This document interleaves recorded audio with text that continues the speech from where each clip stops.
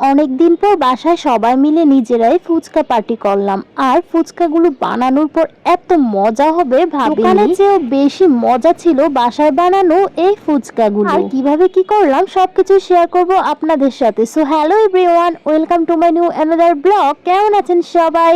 আশা করছি সবাই অনেক ভালো আছেন, আমি অনেক ভালো আছি। আমার নতুন আরো একটি ব্লগে আপনাদের সবাইকে স্বাগত। আজকে হঠাৎ করে অনেক ফুচকা খাওয়ার ক্রেভিংস হচ্ছিল, তো ভাবলাম সবসময় তো দোকানে গিয়েই খাই, আজকে যদি বাসায় বানানো যেত। বাসায় যেহেতু সব উপকরণ ছিল তাহলে বাসায় বানিয়ে ফেলি, সমস্যা কি, তাই না? তো যে ভাবনা সেই কাজ, চলে গেলাম রান্নাঘরে। তার জন্য তো আলু প্রথমেই লাগবে, কারণ ফুচকার প্রধান উপাদান হচ্ছে আলু। তাই আলুগুলোকে ছোট ছোট করে কেটে সিদ্ধ বসিয়ে দিলাম। বড় করে সিদ্ধ দিলে সিদ্ধ হতে দেরি হতো, তাই ছোট ছোট করে সিদ্ধ দিয়েছি। তারপর শুকনো মরিচ, ধনিয়া গুঁড়া, জিরার গুঁড়ো সব ভালোভাবে কড়াইতে টেলে গুঁড়ো করে নিলাম। আর পেঁয়াজ কুচি, মরিচ কুচি করে নিয়েছি। তারপরে এই যে এই ফুচকার প্যাকেটটা আমি আগে থেকে কিনে রেখেছিলাম। আর এই যে তেলে ছেড়ে দেওয়ার সাথে সাথে ফুচকাগুলো কি সুন্দর সুন্দর করে ফুলতেছিল, তাই না? এরকমভাবে কিন্তু ফুচকা ভাজতে অনেক ভালো লাগে।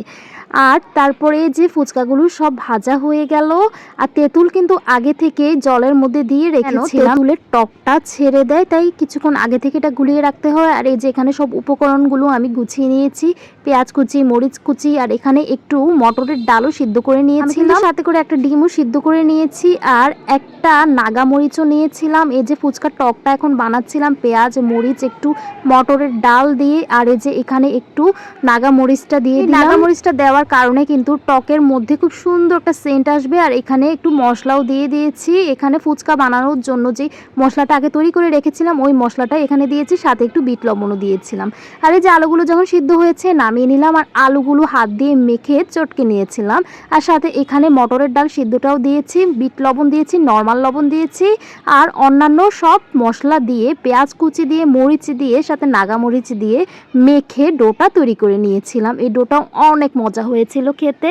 আর সাথে এখানে একটু টকও দিয়ে দিলাম, টকটা দেওয়ার ফলে সেন্টটা আরও সুন্দর হয়। সাথে একটু লেবুর রসও দিয়েছি। আর এই যে যখন সব বানানো কমপ্লিট, এখানে আমি ফুচকাগুলোর ভিতরে আলুটা দিয়ে ফুচকাগুলো রেডি করে নিলাম।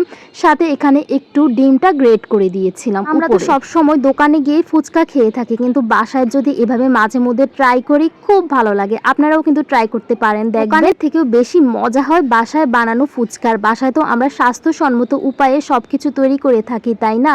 দোকানের থেকেও বেশি কিন্তু বাসায় বানানো স্বাস্থ্যসম্মত ফুচকা। এইভাবে আমরা বাসায় ফুচকা তৈরি করলে আমাদের বাচ্চারাও কিন্তু খেতে পারে। এই যে আমার ছেলে কিন্তু এখান থেকে কয়েকটা ফুচকা খেয়েছিল। ও কিন্তু দোকানে তেমন ফুচকা খায় না, কিন্তু বাসায় বানানোর ফলে খেয়েছিল। আর এই যে আমি ফুচকার মধ্যে একটু টক দিয়ে একটা ফুচকা ট্রাই করে নিয়েছিলাম। অনেস্টলি অনেক মজা হয়েছিল, আপনারাও ট্রাই করতে পারেন। যখনই বানাবেন একা একা কিন্তু খাবেন না, সবাই মিলে খাবেন, তাহলে বেশি মজা লাগবে। তো আজকে এ পর্যন্তই, ভালো থাকবেন।